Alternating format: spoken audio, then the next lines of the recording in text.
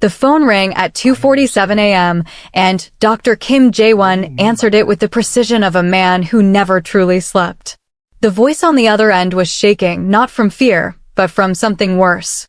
Exhaustion so deep it had eaten deep into her bones. Dr. Kim, I need you to come to the house. Please. Something's wrong with Marcus. He's having trouble breathing. Jae-won was already pulling on his coat. He'd been waiting for this call for 3 months, ever since he'd become both her landlord and the neurologist her insurance company had reluctantly approved. He'd been watching, calculating. And tonight, the numbers finally stopped adding up. When he arrived at the modest 2-story house on Ashland Avenue, the door was already open. The woman standing in the hallway looked like she'd aged 20 years in the 7 since her husband's stroke. Sarah Porter had once been the kind of beauty that made people stop and turn their heads while she walked by, warm brown skin, eyes that held entire libraries of dreams, a smile that could disarm anyone. Now, at 35, she looked like a ghost wearing her own face. He's upstairs, she whispered, and Jae-won noticed her hands were trembling as she clutched a rosary. Catholic. Faithful. Tired. Marcus Porter was in bed, exactly where Sarah said he'd be, his face contorted in what appeared to be respiratory distress. Jae-won moved quickly, checking vitals, listening to his chest, examining his pupils. Everything was normal. Perfectly, suspiciously normal. When did this start? Jae-won asked, his voice calm, professional. About an hour ago. He woke me up, said he couldn't catch his breath. I gave him his inhaler, but it didn't help and I didn't know what else to do. Jae-won watched Marcus's chest rise and fall. Regular. Even. No accessory muscle use. No cyanosis. No actual sign of pain at all. Mr. Porter, Jae-won said slowly, I need you to take a deep breath for me. Marcus's eyes flickered, just for a second, before he gasped dramatically, his hands clutching at his chest. But Jae-won had seen that flicker. That calculation. Mrs. Porter, could you get me a glass of water, please? Sarah practically ran from the room, desperate to be useful, to do anything that might help. The moment her footsteps faded down the stairs, Jae-won leaned close to Marcus, his voice dropping to barely above a whisper. Your respiratory rate is 14 breaths per minute. Your heart is beating fine. Your lungs are completely clear. He paused, letting each word land like a stone. There is nothing wrong with your breathing, Mr. Porter. But there is something very wrong with this situation. Marcus's breathing immediately normalized. Just like that. Like flipping a switch. You don't know what you're talking about, Marcus hissed, his voice suddenly strong, clear, none of the weakness he'd been performing seconds ago. My wife called you, so you came and you checked, and I'm fine now. That's all that happened here. You understand me? Jae-won straightened slowly, his face unreadable. I understand perfectly. When Sarah returned with the water, Marcus was back in character, weak, grateful, apologetic for the late-night scare. Jae-won watched her hover over him, adjusting his pillows, checking his forehead for fever, moving with the mechanical efficiency of someone who'd done this routine thousands of times. He seems stable now, Jae-won said carefully. But Mrs. Porter, I'd like to speak with you outside for a moment. They stood on the front porch, the October wind carrying the smell of dying leaves and distant rain. Sarah wrapped her cardigan tighter around herself, and Jae-won noticed the threadbare elbows, the missing button, the way she'd lost weight in all the wrong places. How long has he been having these episodes? Jae-won asked. On and off for about 2 years. They always happen at night. The therapist says it's anxiety related to his condition, that being paralyzed causes panic attacks sometimes. The therapist. Jae-won pulled out his phone, scrolling through his notes. That would be Ms. Diaz? The one who comes 3 times a week. 4 times now. Marcus needs more help lately. She's been wonderful, really. I don't know what we'd do without her. Jae-won looked at Sarah carefully, seeing the dark circles under her eyes, the way she swayed slightly from exhaustion, the defeated slope of her shoulders. 7 years. 7 years of this. Mrs. Porter, when was the last time your husband had a comprehensive neurological workup? MRI, nerve conduction studies, muscle biopsy. Sarah blinked, confused by the question. He had an MRI right after the stroke. 7 years ago. Nothing since then? His doctors said it wasn't necessary. The damage was done, you know? They said we just had to manage his quality of life, that he'd never walk again. Her voice cracked on the last word, and she looked away quickly, embarrassed by her own emotion. I'm sorry. I know you probably have better things to do than listen to me at 3 in the morning. Actually, Mrs. Porter, listening is exactly what I'm here to do. J1 handed her his card, not his medical practice card, but a different one, plain white with just his personal cell number. I want you to call me. Not for emergencies. Just to talk. About your husband's condition. About what you've observed over the years. Sarah took the card hesitantly, like it might burn her. I don't understand. You will, J1 said quietly. But first, I need you to start paying attention. Really paying attention. To the small things. The moments when you're not supposed to be watching. He left her standing there, confused and exhausted, clutching a business card that felt like both a promise and a threat. If you're watching this and already sensing something isn't right, drop a comment below and let me know what you think is really going on. And hit that subscribe button. This story is about to get darker than you can imagine.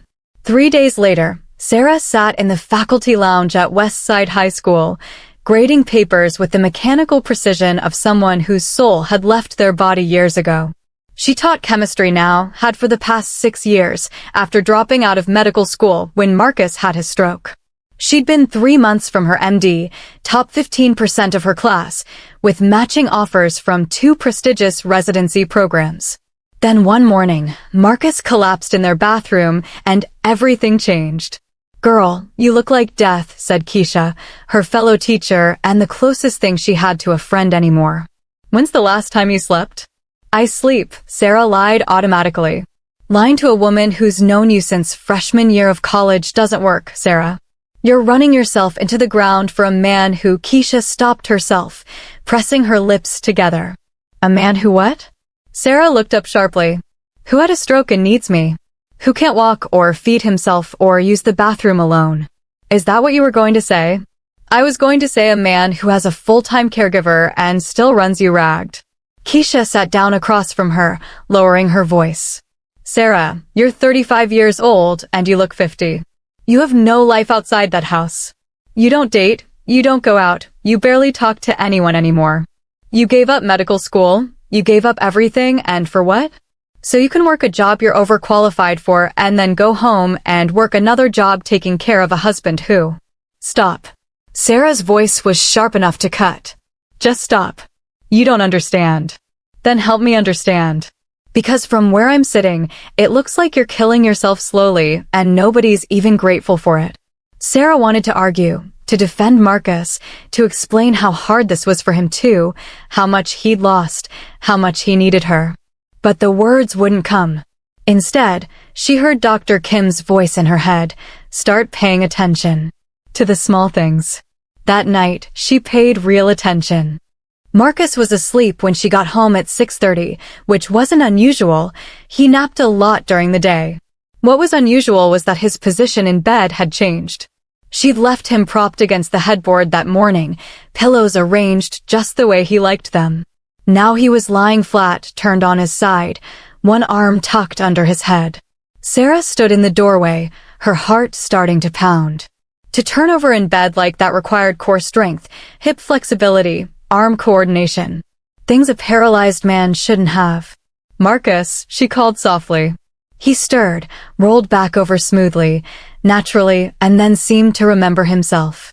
His movements became jerky, uncoordinated, and he groaned as if in pain.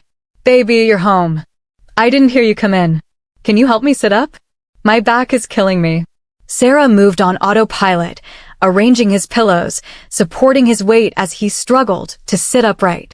But her mind was elsewhere, replaying what she'd just seen, comparing it to the story she'd been telling herself for 7 years. Where's Angela? She asked, referring to the therapist. She left about an hour ago. We had a good session today. She thinks I'm showing some improvement in my upper body strength. That's great, honey. Sarah's voice sounded hollow even to her own ears. Did she say when she'd be back? Tomorrow afternoon. Same as always. Marcus reached for her hand, and she let him take it, even though her skin was crawling. You okay? You seem distracted. Just tired. I had a long day. I know, baby. I know this is hard on you. I wish things were different. I wish I could be the man you deserve. It was the same speech he'd given her 1,000 times, and it had always worked. The guilt, the reminder of his suffering, the implicit message that her exhaustion was nothing compared to his paralysis. But tonight, something in her refused to absorb it. Marcus, when was the last time you saw Dr. Kim? For a real appointment, I mean. Marcus's face tightened almost immediately. Why? That guy's just the landlord who happens to have a medical degree. Angela's the one who actually helps me. He's a neurologist. A really good one, according to his credentials. Don't you think it would be worth getting his opinion on your progress? No. The word was flat, final. I don't like him. He asks too many questions. Makes me uncomfortable. Questions about what? About things that aren't his business. About our marriage, our finances, how we manage day to day. It's invasive, Sarah. I don't want him in our lives more than he already is. Sarah felt something cold settle in her stomach. He's never asked me any of those things. Well, he asked me. Last time he was here, he was acting like I was hiding something, like I wasn't really sick. It was insulting. Maybe he's just being thorough. Or maybe he's one of those doctors who thinks they're smarter than everyone else and wants to prove the previous diagnosis wrong. Marcus squeezed her hand, and she felt the strength in his grip, too much strength for someone who is supposed to have nerve damage. Promise me you won't waste money on unnecessary appointments with him. We can't afford it, and I don't need it. But Sarah was already remembering the white business card in her purse, the one with just a phone number and nothing else. She'd been carrying it for 3 days, taking it out periodically to stare at it, wondering what Dr. Kim had wanted her to see. Now, watching her husband's face in the dim bedroom light, she thought she might be starting to understand. Share in the comments where you're watching this from. I want to know how far this story is reaching. And trust me, you're going to want to stay until the end. This is just the beginning. Angela Diaz arrived the next afternoon with her usual professional smile and rolling case of medical supplies. She was 42, attractive in a sharp-edged way, with auburn hair always pulled back in a perfect ponytail and scrubs that fit just a little too well. She'd been Marcus's therapist for 5 years, recommended by his original rehabilitation center, and she'd become almost part of the family. Almost. Sarah watched from the kitchen as Angela went through her routine, checking Marcus's vitals, documenting his range of motion, doing what she called therapeutic massage that always seemed to involve closing the bedroom door. She'd never thought much of it before. Privacy, Angela had explained once, was important for maintaining the patient's dignity during intimate care procedures. But today, Sarah found herself listening at the bottom of the stairs, paying attention to the small things. She heard Angela's voice, low and warm. You need to be more careful. She's starting to notice. Marcus's response was too quiet to hear, but the tone was wrong. Not the flat, tired voice he used with Sarah, but something animated. Almost conspiratorial. Angela laughed, actually laughed, and said, I know, baby, but we have to be patient. Just a little longer. Sarah's hand flew to her mouth, stifling the gasp that threatened to escape. Baby. Angela had called Marcus baby. And he hadn't corrected her, hadn't protested, hadn't sounded even remotely surprised. She backed away from the stairs, her mind reeling, and found herself outside on the porch, gulping cold air, trying to make sense of what she'd just heard. There had to be an explanation. A reasonable explanation. Maybe Angela called all her patients pet names, some kind of therapeutic technique to make them feel cared for. Maybe Sarah had misheard. Maybe her phone was in her hand before she'd consciously decided to use it, Dr. Kim's number already dialing. He answered on the second ring. Mrs. Porter. I need to see you. Today. Can you come to your office? I can do better than that. There's a coffee shop on Morrison Street, 2 blocks from your school. I can be there in 20 minutes. Sarah glanced back at the house, at the closed bedroom curtains on the second floor.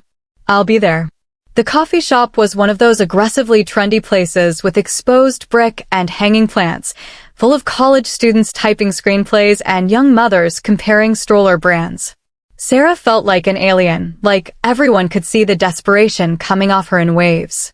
Dr. Kim was already there, sitting in a corner booth with 2 cups of coffee, looking exactly like what he was, a man who'd spent his life studying the precise ways human beings lie to each other and themselves. "Thank you for coming," Sarah said, sliding into the booth across from him. "Thank you for calling." He pushed one of the coffees toward her. "Black, 2 sugars." "I asked around at the school." "You asked around about how I take my coffee?" "I asked around about a lot of things, Mrs. Porter. It's what I do when something doesn't make sense." He leaned back, studying her with those dark, analytical eyes. "You heard something today. Something that changed your perspective." It wasn't a question. Sarah wrapped her hands around the coffee cup, needing something to hold on to. "Angela, the therapist," she called him baby. And they were laughing together, talking about being patient, about me starting to notice things. The words came out in a rush, 7 years of doubt and exhaustion and suppressed instinct all tumbling out at once. And maybe I'm crazy, maybe I'm just so tired that I'm imagining things, but it sounded like they have a relationship beyond just therapist and patient. Dr. Kim finished quietly. Sarah nodded, not trusting her voice. "Mrs. Porter, Sarah, I'm going to tell you some things that are going to be very difficult to hear. And I need you to know that I've been investigating this situation for 3 months, since you first hired me to review Marcus's medical file. I don't make accusations lightly, and everything I'm about to say is supported by documentation, observation, and medical evidence." Sarah's hands started shaking so badly she had to put down the coffee cup. "Your husband is not paralyzed." The words hung in the air between them like a bomb that hadn't exploded yet, just sitting there, waiting. "That's impossible," Sarah whispered. "He had a stroke. I was there. I saw him collapse. I rode in the ambulance. I sat through the surgery." The doctors said he had a partial stroke that affected his motor cortex, yes. I've read those reports. But a partial stroke 7 years ago should not result in the complete bilateral lower limb paralysis he presents with today. In fact, given the location and extent of the damage shown in his original MRI, he should have recovered approximately 70 to 80% of his function within the first year with proper rehabilitation. But he didn't. He got worse, not better. No, Sarah. He chose not to get better. There's a difference. Dr. Kim pulled out an iPad, swiping through a series of images. "These are screenshots from your home security system, the camera you have pointed at the driveway. You gave me access 3 weeks ago when I asked about the break-in attempt last month, remember?" Sarah nodded numbly. "Look at this footage. It's from 2:17 a.m., 5 days ago." The screen showed their driveway in grainy night vision green. And there, clear as day, was Marcus. Walking. Not shuffling, not struggling, but walking normally from the house to a car parked on the street, getting in the passenger side and driving away. The coffee shop spun around Sarah. She gripped the edge of the table, her breathing coming in short gasps. "There are 17 more instances over the past 3 months, Dr. Kim continued, his voice gentle despite the devastating nature of his words. "Always between 2 and 4 a.m. Always when you're in your deepest sleep cycle. He leaves for approximately 2 hours and returns. The car belongs to Angela Diaz." "Oh God," Sarah gasped. "Oh God, oh my God. I know this is overwhelming, but I need you to stay with me. There's more." Dr. Kim swiped to a different set of documents. "Your joint bank account shows regular transfers to a separate account, $1,200 a month for the past 4 years. The account belongs to Ms. Diaz. But that's not all. There are also cash withdrawals, always in amounts just under $500, several times a month." I thought that was for his medications. He said his prescriptions were getting more expensive. "Marcus takes 3 medications, all generic, all covered by your insurance. His pharmacy costs an average of $47 a month." The numbers were piling up, each one a brick in the wall of her crumbling reality. Sarah felt like she was watching herself from outside her body, watching this foolish woman learn that her entire adult life had been a carefully constructed lie. "Why? The word came out broken, barely human. Why would he do this? Why would anyone do this? Dr. Kim's expression softened, and for the first time, Sarah saw something beyond clinical detachment in his eyes. Something like anger on her behalf. Because you're a brilliant, capable woman who is about to become a doctor, and he's an insecure man who couldn't handle it. Because faking paralysis gave him complete control over your life, your time, your money, your future. Because he knew you were too good, too loyal, too faithful to abandon a sick husband. He paused. And because Angela Diaz was willing to help him do it in exchange for a relationship and financial compensation. The twins, Sarah said suddenly, the memory surfacing like a drowning victim coming up for air. Angela took maternity leave 2 years ago. She said she'd adopted twins because she couldn't have children of her own. She showed me pictures. They looked. Mixed race, Dr. Kim finished. I know. I've seen them. They're Marcus's children, Sarah. DNA tests would confirm it, but I've seen enough to be certain based on phenotype alone. Sarah stood up so fast the table shook, coffee sloshing over the rim of both cups. She was going to be sick. She was going to scream. She was going to sit down. Dr. Kim's voice was sharp, commanding, the voice of a man used to dealing with trauma. Breathe. In through your nose, out through your mouth. That's it. Again. She obeyed without thinking, her body responding to the authority in his tone. Slowly, the spinning slowed. The nausea receded. She sat back down. I need you to listen very carefully, Dr. Kim said, his voice low and urgent. You cannot confront him yet. You cannot let him know that you know. If you do, he'll disappear, and so will all the evidence. We need to do this correctly, legally, so that he can't hurt you anymore. Sarah's voice sounded strange, distant. I'm not going to let you go through this alone. Dr. Kim reached across the table, not quite touching her hand, but close enough that she could feel the warmth of his presence. I've already contacted an attorney who specializes in fraud and divorce cases. I've compiled all the evidence I've gathered. But I need your permission to proceed. This is your life, your choice, your decision. Sarah looked at this man, this stranger who'd somehow become her ally, and tried to understand why he was doing this. He didn't know her. He owed her nothing. He was just her landlord, just another doctor she'd hired to rubber stamp her husband's condition. Why are you helping me? She asked. Dr. Kim was quiet for a long moment, and something flickered across his face, something old and painful. Because 3 years ago, I watched my sister stay in a marriage with a man who claimed to have chronic pain syndrome. He was disabled, he said. Couldn't work, couldn't help with the children, could barely get out of bed. She supported him for 8 years, worked herself into the ground, sacrificed everything. His jaw tightened. Turned out he'd been perfectly healthy the entire time. Just lazy. Just manipulative. Just evil. By the time she figured it out, she'd lost her career, her health, and her ability to trust anyone. She killed herself 6 months after the divorce was finalized. The coffee shop sounds faded into white noise. Sarah understood now, this wasn't charity.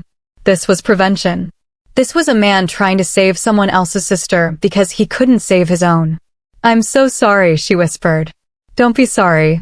Be angry. And then be smart. Dr. Kim slid a folder across the table. This is the attorney's information. Her name is Patricia Chin, and she's expecting your call.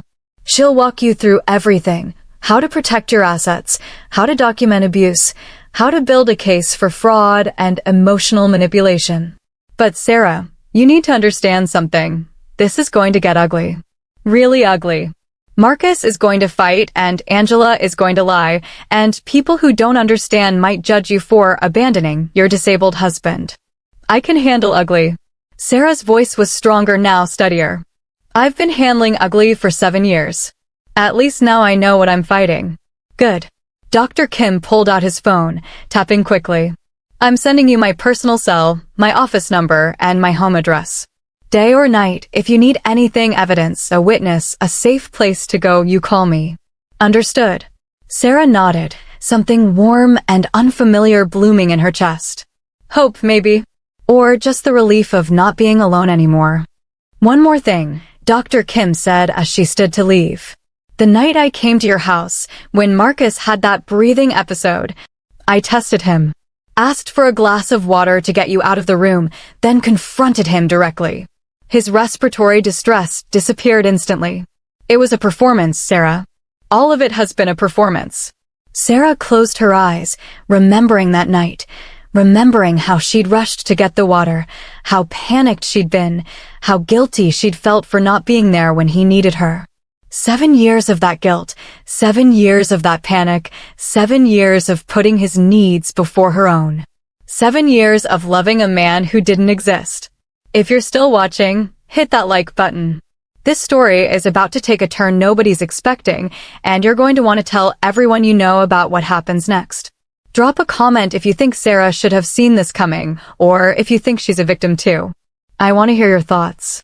That night, Sarah went home and performed the role she'd been playing for 7 years, devoted wife, tireless caregiver, woman whose entire existence revolved around her husband's needs. But this time, she was watching. Really watching. Angela had left for the day, but her perfume lingered in the bedroom, something expensive and cloying. Sarah had never noticed before how much time Angela spent in that room with the door closed, how she always seemed to schedule her visits for when Sarah was at work, how she discouraged Sarah from being present during therapy sessions because it disrupted the patient-therapist dynamic. Marcus was propped up in bed, watching television, looking for all the world like a man who couldn't move his legs. But now Sarah saw the subtle tension in his muscles, the way he shifted his weight, the careful positioning that suggested active control rather than paralysis. "How was your day?" she asked, setting down his dinner tray. "Long, painful. Angela says I'm developing some pressure sores from lying down so much. We might need to look into getting a better mattress." He looked up at her with those puppy dog eyes that had worked for so long. "I know it's expensive, but how much?" Sarah kept her voice neutral. She recommended one that's about $3,000. "I know it's a lot, but baby, I'm in so much pain. And you know how important my comfort is, especially since I can't do anything for myself." $3,000. $1,200 a month in transfers. Cash withdrawals. Medications he didn't need.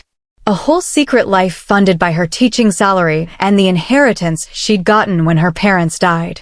"I'll look into it," Sarah said, and saw the flash of triumph in his eyes before he hid it behind grateful suffering. She fed him dinner, something she'd done thousands of times, and this time noticed how he opened his mouth at exactly the right moment, how he controlled his swallowing perfectly, and how there was nothing wrong with his motor control at all. The stroke had been 7 years ago. Any residual effects should have stabilized years ago, not gotten progressively worse like he claimed. "Sarah?" Marcus's voice pulled her from her thoughts. "You seem distracted lately. Is everything okay?" "Just tired. Work's been demanding. I worry about you, you know.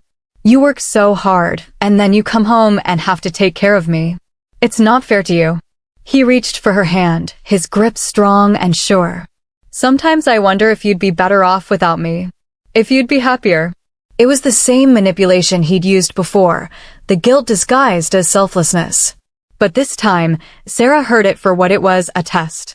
He was checking to see if she was still trapped, still controlled, still so deep in the lie that she couldn't see the exit. "Don't say that," she said automatically. "You're my husband. I love you. We're in this together." She saw him relax, saw the tension leave his shoulders. He'd tested her, and she'd passed. She was still under control. Except she wasn't. Not anymore. After Marcus was asleep, or pretending to be asleep, she couldn't tell the difference anymore. Sarah went downstairs and opened her laptop. She started documenting everything, the way Patricia Chin had instructed when she'd called her that afternoon. Every conversation, every manipulation, every financial transaction she could remember. The attorney had been kind but direct. "This is going to be a difficult case because emotional abuse and fraud within a marriage are hard to prove. But the medical fraud, the financial deception, and the affair, those we can work with. We need documentation, witnesses, and most importantly, we need to catch him in the act of walking. Dr. Kim has videos," Sarah had said. "We'll need more." Video from inside the house, testimony from neighbors, maybe even medical evaluation showing he's not actually paralyzed. And we need to do it carefully, because if he gets wind of this, he could claim you're abusing him, that you've fabricated evidence, that you're trying to steal his disability benefits. Disability benefits. Sarah had learned that afternoon that Marcus had been receiving disability payments for 5 years, something he'd never mentioned to her. Money that went into the secret account, money that Angela helped him hide. The scope of the deception was staggering. Sarah's phone buzzed with a text from Dr. Kim. "How are you holding up?" She typed back, "I keep thinking I'm going to wake up, and this will have been a nightmare." It's real. But you're not alone. Remember that. It was such a simple statement, but it cracked something open inside her. She started crying, really crying, for the first time in years, and couldn't stop. 7 years of unshed tears, 7 years of suppressed anger, 7 years of denying her own reality, because the truth was too painful to face. She cried for the medical career she'd abandoned. She cried for the children she'd never had because Marcus said they couldn't afford it, couldn't manage it, couldn't handle the stress of a baby when he needed so much care. She cried for the friends who drifted away because she never had time for them anymore. She cried for the version of herself who'd been young and hopeful and stupid enough to believe that love and loyalty would be enough. When the tears finally stopped, she felt hollow but strangely clear. Like something toxic had been drained out of her, leaving room for something new. Her phone buzzed again. "Dr. Kim, tomorrow we will install cameras in the bedroom. Hidden ones. And we document everything. Are you ready?" Sarah looked up at the ceiling, imagining Marcus upstairs in their bed, probably scrolling through his phone, texting Angela, planning whatever lies they'd tell tomorrow. She thought about the twins, the children he'd had with another woman while his wife gave up everything to take care of him. She thought about the money, the manipulation, the 7 years of her life she'd never get back. She typed, "I'm ready." And for the first time in 7 years, she meant it. The cameras went up the next morning while Marcus was sleeping, tiny devices hidden in the smoke detector, the bookshelf, the air vent. Dr. Kim had enlisted the help of a private investigator, a woman named Mara Rodriguez, who specialized in domestic fraud cases. "We see this more than you'd think," Mara said quietly as she adjusted the camera angle. "Not the paralysis thing specifically, but men who fake illness to control their partners. It's a form of Munchausen by proxy in reverse. They're not making someone else sick, they're making themselves appear sick to gain sympathy and control." "How long does it usually take to gather evidence?" Sarah asked. "Depends on how careful they are. But based on what Dr. Kim's told me, your husband's gotten comfortable. Complacent. He thinks you're too devoted to ever question him. That works in our favor." Mara checked the feed on her tablet, nodding in satisfaction. "These cameras are motion-activated and have night vision. If he moves at all when you're not in the room, we'll catch it." They caught it that same night. Sarah had gone downstairs to grade papers, making a point of telling Marcus she'd be busy for a few hours. Within 20 minutes, the camera caught him sitting up, stretching, and checking his phone. Then standing, walking to the window, doing what looked like actual physical therapy exercises, leg lifts, squats, calf raises. He was maintaining his muscle tone, actively working to stay strong enough to keep up the charade. Mara called Sarah's phone. "Are you seeing this?" "I'm seeing it." Sarah's voice was flat dead. She'd thought she was prepared, but watching the evidence on her laptop screen was different from knowing intellectually that it was happening. At 11:47, he received a text message. He smiled. At 11:52, he went to the bathroom by himself, walked there normally, no assistance needed. At 12:03, he got back in bed and resumed his paralyzed position. "Sarah, this is exactly what we need." But Sarah wasn't thinking about evidence anymore.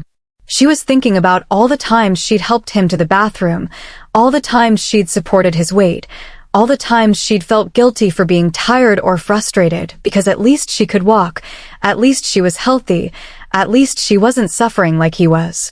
He'd made her feel guilty for having working legs. The anger that hit her was so pure, so absolute, that she had to grip the edge of the table to keep from screaming. Her phone buzzed. "Dr. Kim, I'm outside. Can I come in?" She let him in through the back door, and he took one look at her face and pulled her into an embrace. It wasn't romantic, it wasn't inappropriate, it was the hug of one survivor to another, the physical manifestation of I see you, and I believe you, and you're not crazy. I watched the footage, he said quietly. Mara sent it to me. Sarah, we have him. This is irrefutable evidence. When? Her voice was muffled against his shoulder. When do we confront him? Not yet. We need more. We need to catch him leaving the house, need to document the affair, need to connect all the financial threads. Patricia says we're looking at another week, maybe two. He pulled back, his hands on her shoulders, his dark eyes intense. Can you hold on that long? Can you keep pretending? Sarah thought about it. 2 more weeks of playing the devoted wife. 2 more weeks of suppressing her rage. 2 more weeks of feeding him dinner and helping him to the bathroom and listening to him complain about pain he didn't have. I can do 2 more weeks, she said. I've already done 7 years. What's 2 more weeks? But she was wrong. She couldn't do 2 more weeks. 3 days later, Angela showed up at the house with 2-year-old twins, and Sarah's carefully maintained composure shattered into a million pieces. Drop a comment if you think Sarah's about to lose it, because I'm telling you right now, what happens next is going to shock you. And make sure you've subscribed, because this story has 3 more twists that are going to blow your mind. The twins were beautiful. Light brown skin, dark curly hair, Marcus's eyes exactly. The boy was wearing a tiny football jersey. The girl had barrettes in her hair shaped like butterflies. They looked happy, healthy, and loved. They looked like the children Sarah always wanted but would never have. Angela was explaining something about an emergency, about her usual babysitter falling through, about how she couldn't cancel Marcus's appointment because his condition required consistency. But Sarah wasn't listening. She was staring at those children, at the undeniable proof of her husband's betrayal, and something inside her broke. Get out, Sarah said quietly. Angela stopped mid-sentence. Excuse me. Get out of my house. Get out right now. Mrs. Porter, I understand you're upset about the children being here, but I assure you. I know. Sarah's voice was rising now, 7 years of suppressed rage finally finding its target. I know everything. I know about the affair. I know about the money. I know he can walk. I know about all of it. Angela's face went white, then red, then calculating. I don't know what you're talking about. Your husband is paralyzed, and I'm his therapist. Whatever you think you know. I have videos. I have bank records. I have witnesses. Sarah took a step forward, and Angela actually backed up. I have proof of every lie you've helped him tell, every dollar you've helped him steal, every time you've closed that bedroom door and played house with my husband while I was at work paying for your affair. Mrs. Porter, you need to calm down. Don't you dare tell me to calm down. Sarah was screaming now, and she didn't care. You came into my home, you helped destroy my life. You had his children while I gave up everything to take care of him, and now you're standing here with those babies telling me to calm down? The twins started crying, frightened by the shouting. And that, more than anything, brought Sarah back to herself. She looked at those children innocent, confused, scared, and felt her anger shift. This wasn't their fault.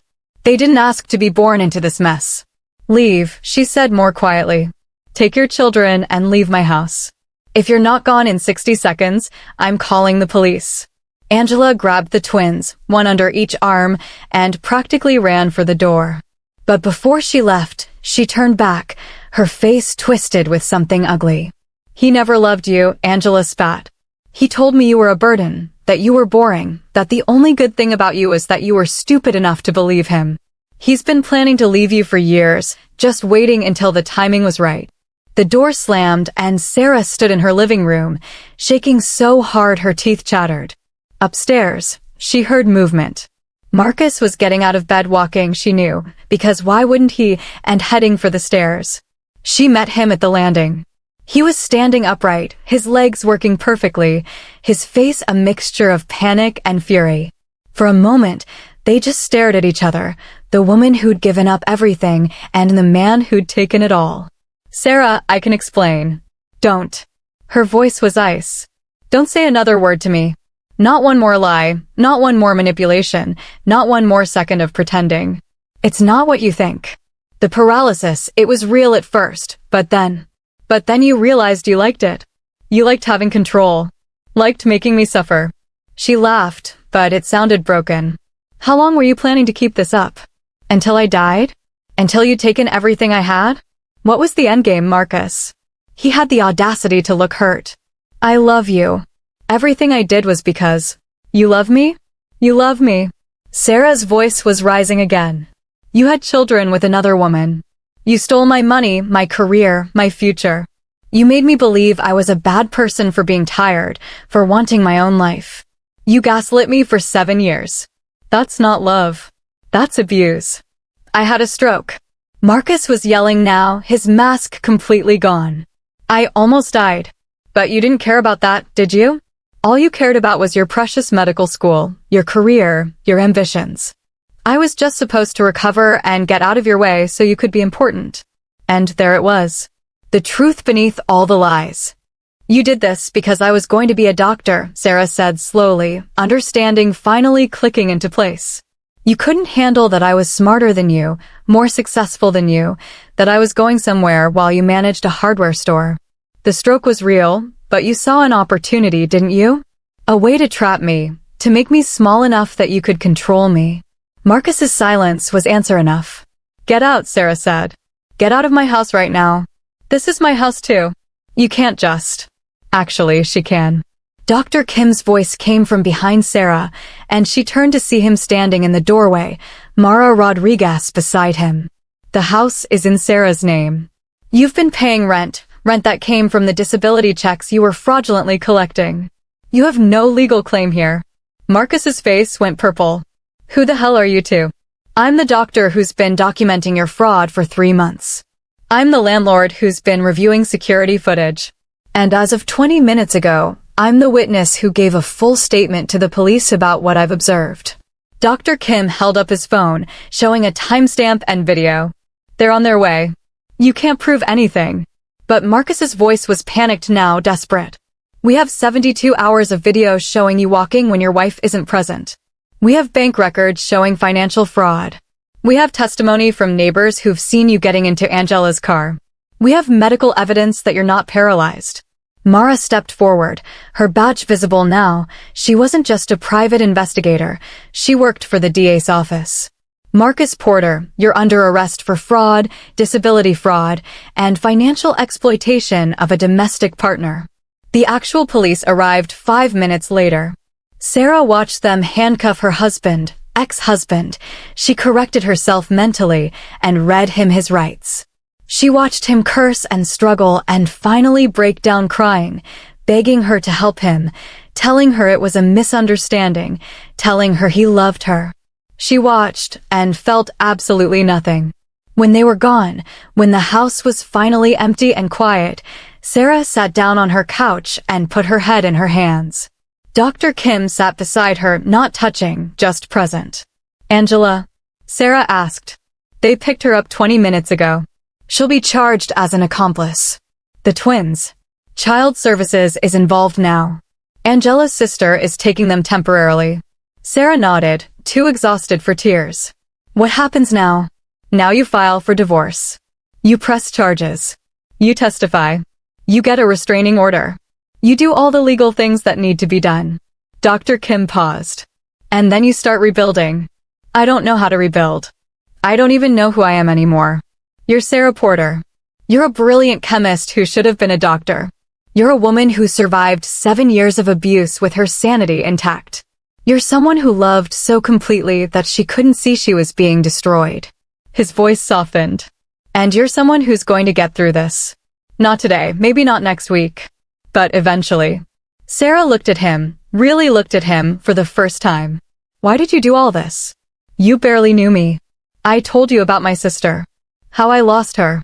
Dr. Kim met her eyes. I couldn't save her. But maybe I could save you.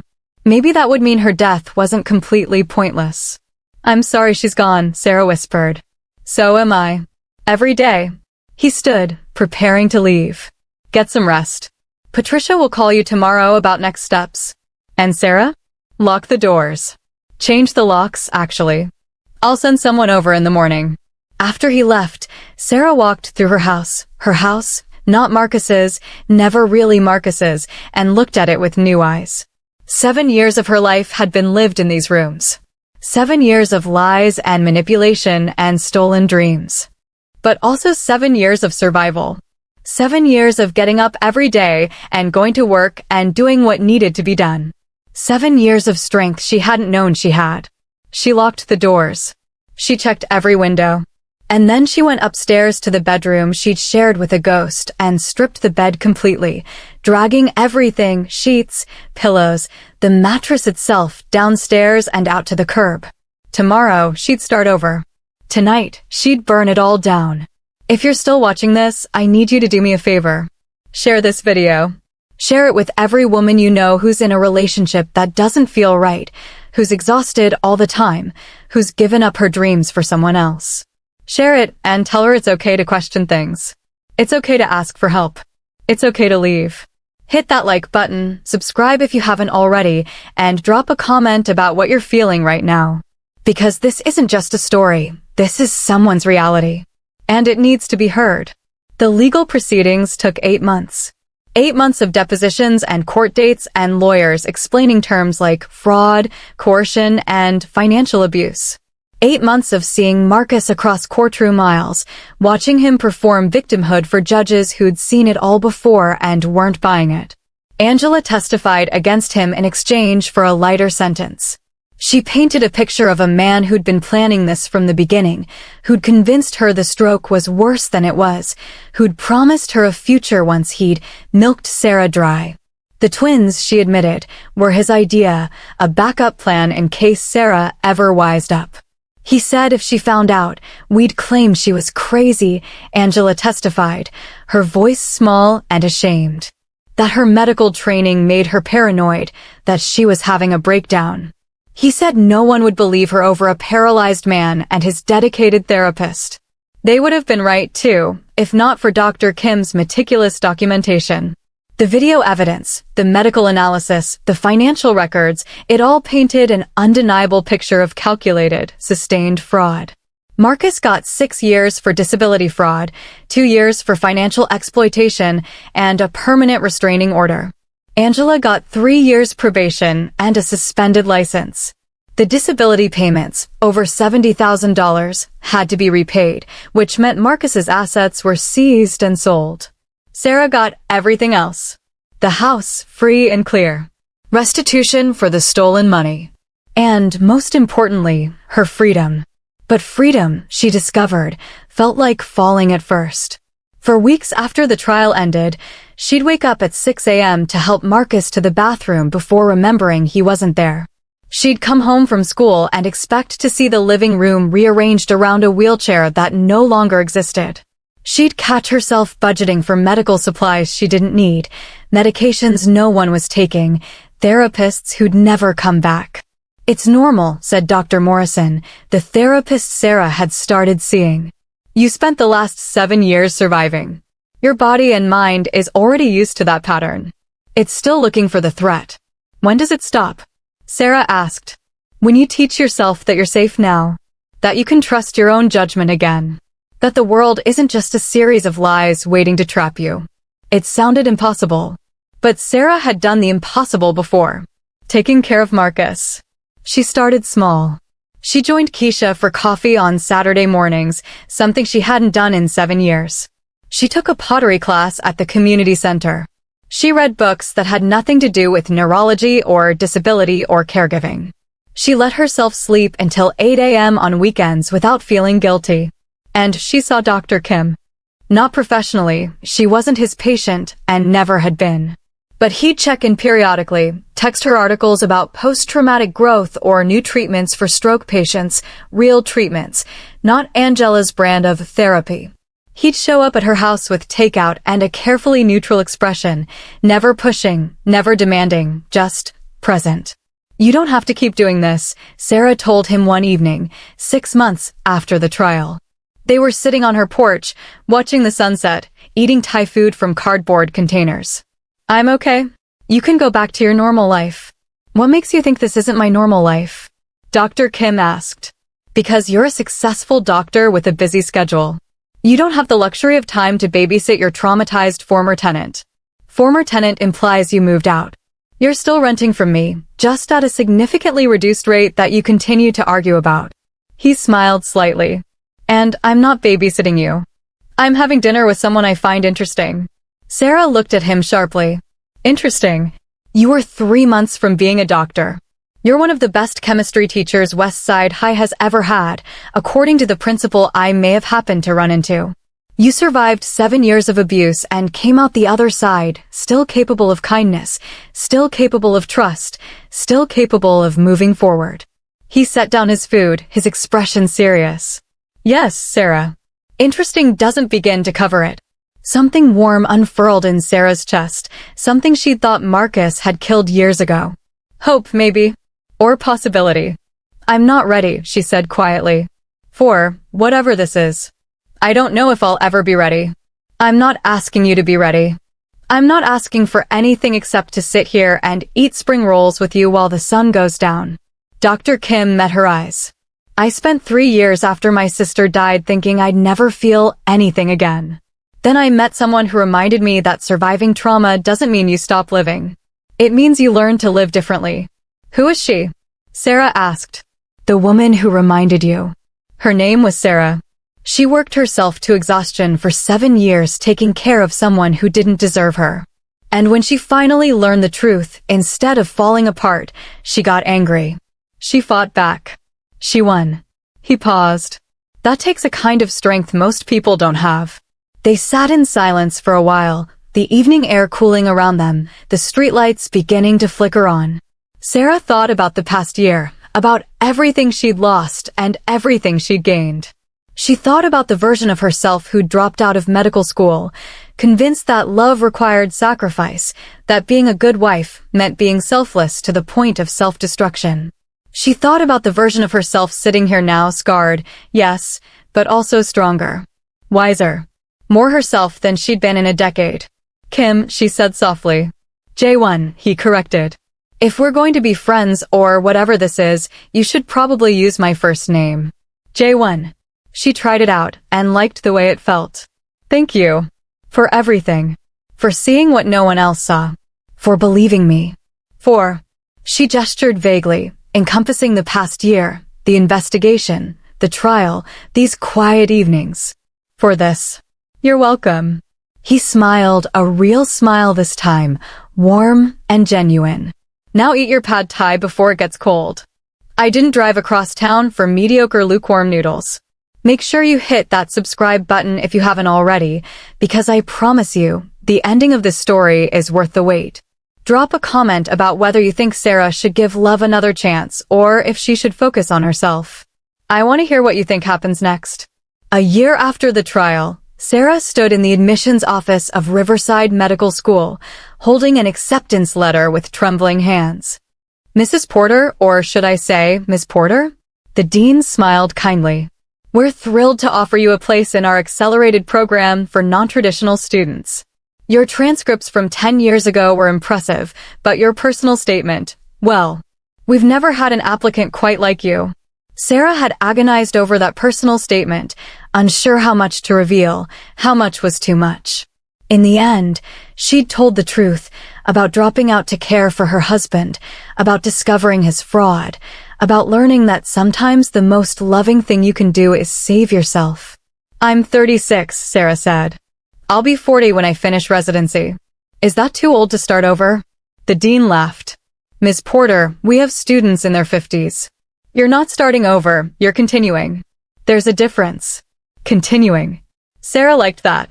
Not erasing the past 7 years, but integrating them. Learning from them. Letting them be part of her story without letting them define her entire narrative. She signed the acceptance letter right there, her signature bold and clear.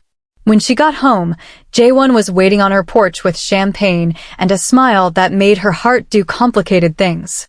You got in, he said. Not a question, he'd never doubted she would. I got in. Sarah felt tears threatening, but they were good tears this time.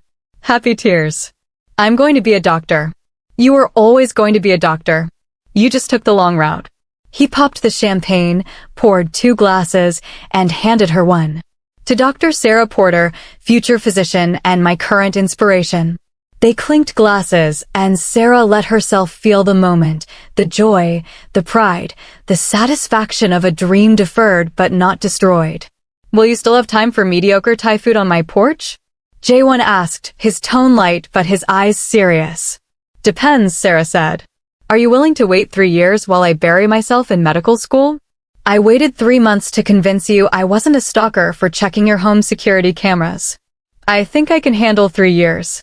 Sarah laughed, a real laugh, the kind that came from deep in her belly and felt like freedom. "You were definitely stalking me." "I was investigating fraud," he corrected primly. "There's a difference. Keep telling yourself that."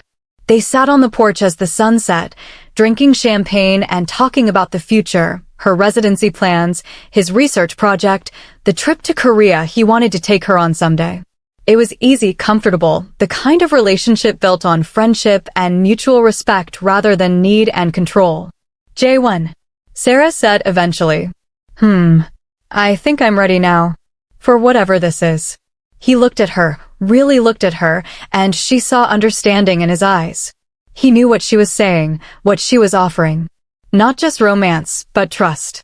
The chance to believe that not every man was Marcus, that not every relationship was a trap, that love didn't have to mean losing yourself. "Are you sure?" he asked. "Because there's no pressure, Sarah." "I meant what I said. I'm not going anywhere." "I'm sure." And she was. "You saved my life. The least I can do is let you take me to dinner. Technically, you saved your own life. I just provided documentation." But he was smiling. "Though I will absolutely take you to dinner. Somewhere nicer than my porch, even. Don't get too ambitious. I'm still on a teacher's budget until that doctor's money kicks in. Lucky for you, I'm a landlord who significantly undercharges his favorite tenant." They were flirting. Actually flirting. Like normal people who hadn't met under the most bizarre circumstances imaginable. It felt strange and wonderful and slightly terrifying, but in a good way. The kind of terrifying that came with new beginnings rather than old endings. That night, after J1 left, Sarah walked through her house, really her house now, the mortgage modified to something she could afford on her own. She looked at the space she'd reclaimed, the furniture she'd replaced, the walls she'd repainted. Every room had been exorcised of Marcus's presence, transformed from a prison into a home. She ended up in what had been the bedroom she'd shared with him. It was her study now, full of medical textbooks she'd been slowly acquiring, a desk positioned by the window, walls painted a soft blue instead of the beige Marcus had insisted on because anything else was too bold. Sarah ran her fingers along the spines of her textbooks, anatomy, physiology, biochemistry. All the knowledge she'd abandoned a decade ago, waiting patiently for her to come back to it. "I'm coming back," she whispered to the empty room. "I'm finally coming back." Her phone buzzed with a text from Keisha. "Did you tell him you're ready to date? Please tell me you told him. That man has been pining for you for over a year, and it's painful to watch." Sarah smiled and typed back, "I told him. Happy now. Finally. You know the entire faculty has bets on when you two would get together? I just won $50. You're betting on my love life? Honey, you're a woman who discovered her husband was faking paralysis for 7 years. Your love life is literally everyone's favorite drama. Also, we're all rooting for you. Dr. Kim is hot, and he clearly worships the ground you walk on." Sarah shook her head, but she was laughing. It felt good to be someone's favorite drama for happy reasons instead of tragic ones. It felt good to have friends who cared, who'd stuck around even when she'd pushed them away, who'd welcomed her back without judgment. It felt good to be alive. Over the next 3 years, Sarah rebuilt herself piece by piece. Medical school was brutal, she'd forgotten how brutal, but she loved it with a ferocity that surprised her. Every lecture, every clinical rotation, every exam felt like reclaiming territory Marcus had stolen. She specialized in neurology, partly because she'd always been interested in the brain, partly because she wanted to understand exactly what Marcus's original stroke had actually done. Turns out, not much. His neurologist had been right.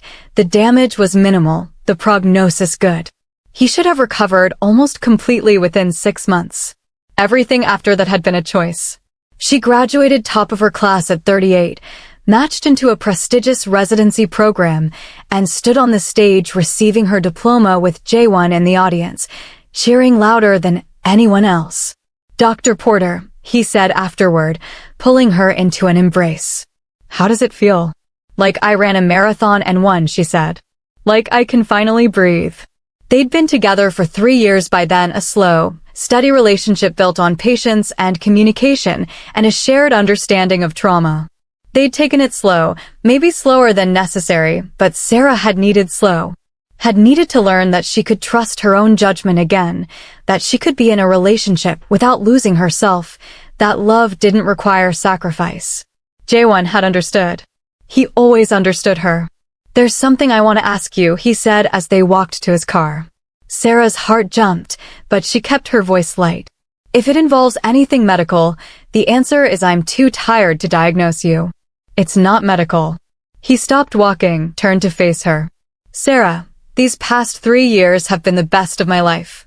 Watching you reclaim your dreams, rebuild yourself, become the doctor you were always meant to be, it's been an honor.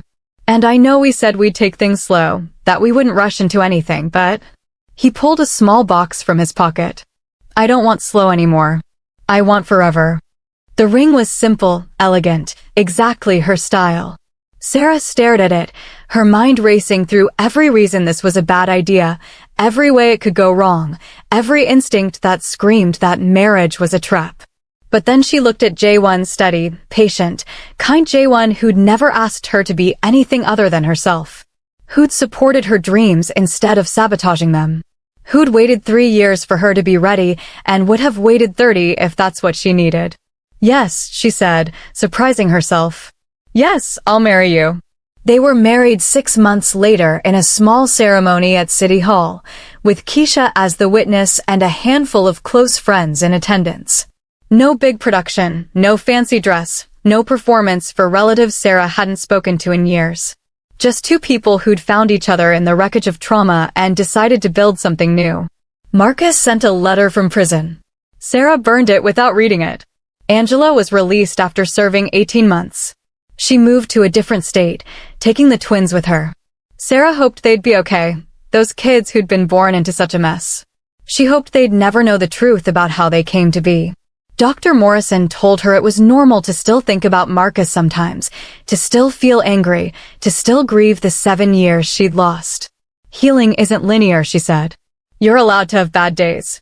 But mostly, Sarah had good days.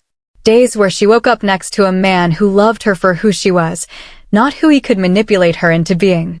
Days where she went to work at the hospital and saved lives and remembered why she'd wanted to be a doctor in the first place. Days where she laughed with friends, tried new things, lived without fear. Days where she was free.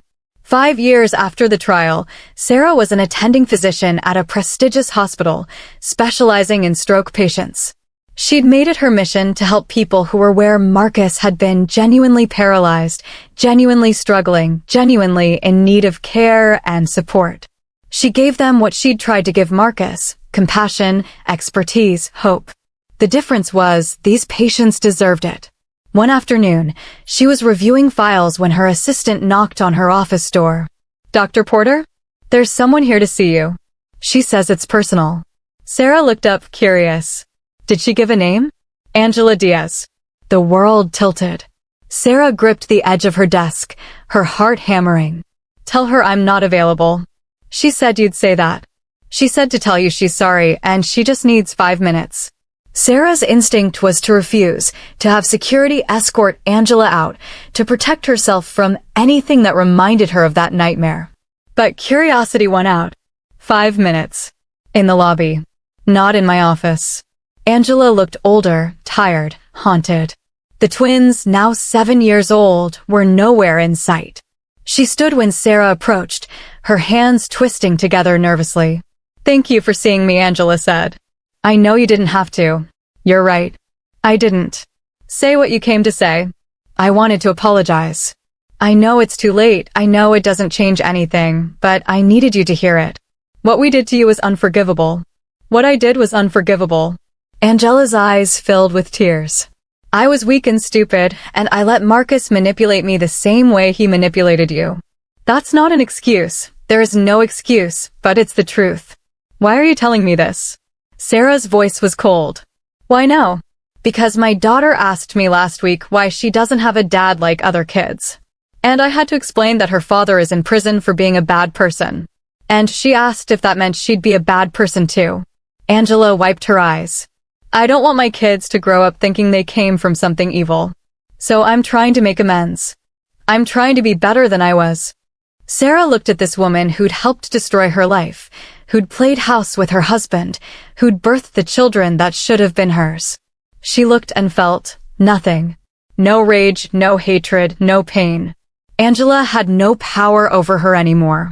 Your children aren't evil, Sarah said finally. They're just kids. What happened wasn't their fault, and it doesn't define who they'll become. She paused. But it also isn't my responsibility to absolve you. You have to live with what you did. That's your consequence, not mine. I know. Angela nodded, accepting the verdict. For what it's worth, seeing you now, successful, happy, free, it makes me glad we got caught. If we hadn't, you'd still be trapped. You'd still be killing yourself for a lie. At least this way, you got out. At least this way, Sarah agreed. Goodbye, Angela. She walked away without looking back, and it felt like closing the final chapter of a very long, very painful book. That night, she told J1 about the visit. They were in bed, tangled together in the comfortable way of people who'd been married for years, who knew each other's bodies and minds and scars. How do you feel? He asked, his fingers tracing lazy patterns on her arm. Free, Sarah said. Really, truly free. She has no power over me anymore. Marcus has no power over me anymore. It's finally completely over. Good. He kissed her forehead. You deserve to be free. You've always deserved it. Sarah thought about the woman she'd been a decade ago, naive, trusting, willing to sacrifice everything for love. She thought about the woman she'd been during those 7 years, exhausted, manipulated, slowly losing herself. She thought about the woman she'd been during the trial, angry, broken, fighting to reclaim her life. And she thought about the woman she was now, a doctor, a wife, a survivor. Someone who'd been destroyed and had rebuilt herself into something stronger. Someone who'd learned that true love didn't require sacrifice, that real relationship meant supporting each other's dreams, and that the most important person to be loyal to was yourself. Thank you, she whispered into the darkness. For what? For seeing me when I couldn't see myself. For believing in me. For waiting. Always, J1 promised. I'll always wait for you. Though preferably while you're doing amazing things and not while you're trapped in abusive situations. That kind of waiting I can do without. Sarah laughed and kissed him, and it felt like coming home. Not to a place, but to herself. The next morning, she went to work and saved 3 lives before lunch. She came home to a husband who had dinner waiting and asked about her day with genuine interest. She called Keisha and made plans for the weekend. She looked at her medical degree on the wall and felt pride instead of grief. She lived her life. Fully, freely, completely.